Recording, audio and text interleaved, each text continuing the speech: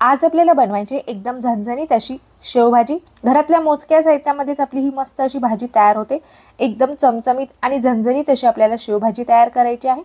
तर शेवभाजी तयार करण्यासाठी मी या ठिकाणी मोठ्या आकाराचा एक टमाटर बारीक असं कट करून घेतलेला आहे। एक मोठा कांदा मी उभ्या आकारामध्ये पातळ असा कट करून घेतलेला आहे। थोडीशी आपण कोथिंबीर घेतलेली आहे। अद्रकचे 2 तुकडे घेतलेले आहेत आणि लसणाच्या काही पाकळ्या घेतलेल्या आहेत। आता आपल्याला या ठिकाणी कांदा तेलावरती छान असा परतून घ्यायचा आहे। कांदा अशा पद्धतीने पातळ आणि उभ्या आकारामध्ये जर कट केला तर आपल्याला भाजण्यासाठी खूप कमी वेळ लागतो। आता आपल्याला सगळ्यात अगोदर या ठिकाणी कांदा तेलावरती छान असा परतून घ्यायचा आहे। जोपर्यंत आपल्या कांद्याचा रंग पूर्णपणे डार्क होत नाही तोपर्यंत आपल्याला हा कांदा तेलावरती परतून घ्यायचा आहे। तर कढईमध्ये मी 1 चमचा तेल टाकून घेतलेला आहे आणि आपल्याला तेल छान गरम होऊ द्यायचे आहे। त्यानंतर आपण यामध्ये कांदा घालून घेतलेला आहे। कांदा आपल्याला तेलावरती 2 ते 3 मिनिट छान असा परतून घ्यायचा आहे। कांद्याचा रंग हळूहळू बदलत आहे। कांदा आपला छान ब्राऊन रंगामध्ये आपण तळून घेतलेला आहे। कांद्याला छान रंग आलेला आहे। यामधील जो कच्चेपणा आहे तो देखील आता कमी झालेला आहे। आता यामध्ये मी टाकून घेते अद्रकचे तुकडे आणि लसणाच्या काही पाकळ्या। कांद्यासोबत आपल्याला जरा वेळेला परतून घ्यायचं आहे। आता आपल्याला हे सर्व साहित्य एका प्लेटमध्ये काढून घ्यायचे आहे। कढईमध्ये थोडंसं तेल असल्यामुळे मी यामध्ये कोथिंबीर टाकून घेत आहे आणि कोथिंबीर देखील आपण तेलावरती जरा वेळ परतून घेतलेली आहे। टमाटा आपल्याला तेलावरती परतून न घेता कच्चाच वापरायचा आहे। आता मिक्सरच्या जारमध्ये आपण तळून घेतलेला कांदा, लसण आणि अद्रक टाकून घेतलेला आहे। सोबतच आपण कच्चा टमाटा देखील यामध्ये टाकून घेतलेला आहे। पाणी न टाकता आपल्याला हे मिक्सरला वाटून घ्यायचं आहे। तर अशा पद्धतीने आपले भाजीचं जे वाटण आहे ते तयार झालेलं आहे।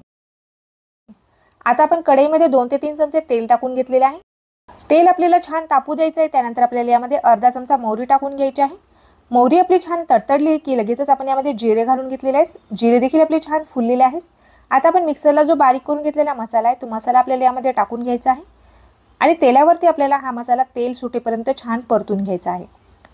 जोपर्यंत आपल्या मसाल्यामधून छान तेल सुटत नाही तोपर्यंत आपल्याला मसाला तेलावरती मस्त असा परतून घ्यायचा आहे।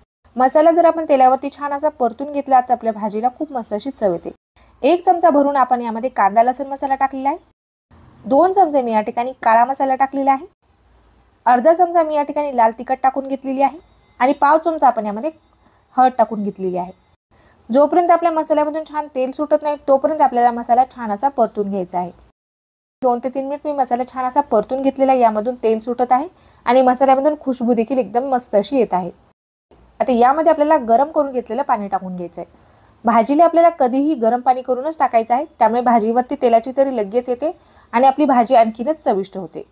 तर मी या ठिकाणी 1 ते 1.5 ग्लास पाणी गरम करून घेतलेलं आहे। ते पाणी आपण यामध्ये टाकून घेतलेलं आहे। भाजीला आता आपल्याला छान असं मिक्स करून घ्यायचं आहे। चवीनुसार यामध्ये आपल्याला मीठ टाकून घ्यायचं आहे।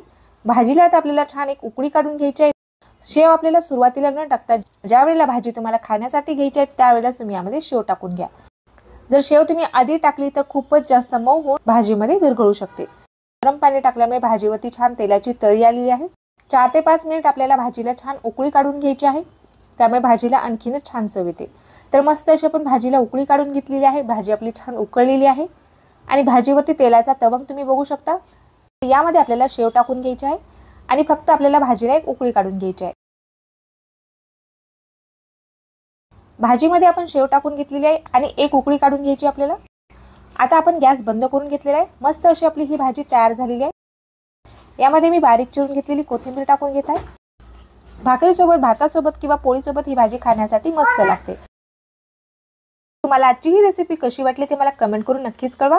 व्हिडिओ जर आवडला असेल तर व्हिडिओला लाईक करा। अशाच नवनवीन रेसिपी बघण्यासाठी चॅनलला सबस्क्राईब केलं नसेल तर चॅनलला सबस्क्राईब करा। भेटूयात अशाच एखाद्या छानशा आणि नवीन रेसिपी सोबत।